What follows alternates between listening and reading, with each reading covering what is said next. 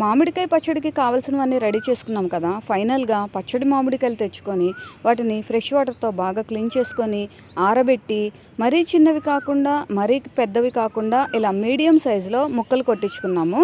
దీన్ని ఒక కవర్ మీద వేసి ఇలా అంతా స్ప్రెడ్ చేసుకున్నాము. ఎందుకంటే దీనిలో జీడి ఉంటుంది. ఆ జీడితో పాటు మనం పికిల్ అస్సలు పెట్టకూడదు. ఆ జీడిని తీసేయాలి ఖచ్చితంగా. అండ్ అందులో ఒక లేయర్ కూడా ఉంటుంది. ఆ లేయర్ని కూడా తీసేయాలి. ఒకవేళ ఆ లేయర్ని రిమూవ్ చేయకపోతే అదంతా ఆయిల్ పైన తేలుతూ అస్సలు బాగోదు.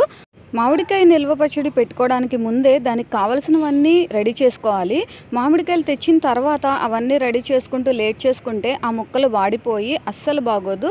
సో అవి ఈజీగా పండిపోతాయి కాబట్టి మనం ముందుగానే అన్నీ రెడీ చేసుకొని అప్పుడు మామిడికాయలు తెచ్చుకోవాలి. ఇందులోకి మేము వేరుశనగ నూనె మాత్రమే యూజ్ చేస్తున్నాము. ఎందుకంటే అది యూజ్ చేస్తేనే మనకి టేస్ట్ బాగుంటుంది, ఇంకా చాలా రోజులు నిల్వ కూడా ఉంటుంది. ఇక్కడ మేము ఎక్కువ క్వాంటిటీలో మామిడికాయ పచ్చడి చేసుకుంటున్నాం కాబట్టి ప్లాస్టిక్ టబ్స్లో మేము పెట్టుకుంటున్నాము. ఎందుకంటే స్టీల్ వాటిల్లో అస్సలు పచ్చళ్ళు పెట్టుకోకూడదు, అది తినేస్తుంది స్టీల్ని. మామిడికాయ ముక్కలు ఎన్ని తీసుకున్నామో దాన్ని కౌంట్ చేసుకొని దాని ప్రకారము అన్ని ఇంగ్రీడియంట్స్ ఎంత వేసుకోవాలో కొలతల ప్రకారము దీన్ని పెట్టుకోవాలి. అప్పుడే మనకి టేస్ట్ బాగుంటుంది.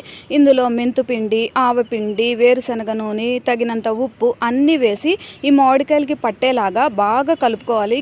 ఇలా కలుపుకున్న మామిడికాయ పచ్చడిని డబ్బాల్లోకి తీసుకుంటున్నాము. ఇప్పుడైతే ఆయిల్ కనిపించదు, కానీ 3 days తర్వాత మనం చూస్తే ఆయిల్ అంతా పైకి తేలి మామిడికాయ పచ్చడి పర్ఫెక్ట్గా రెడీ అవుతుంది.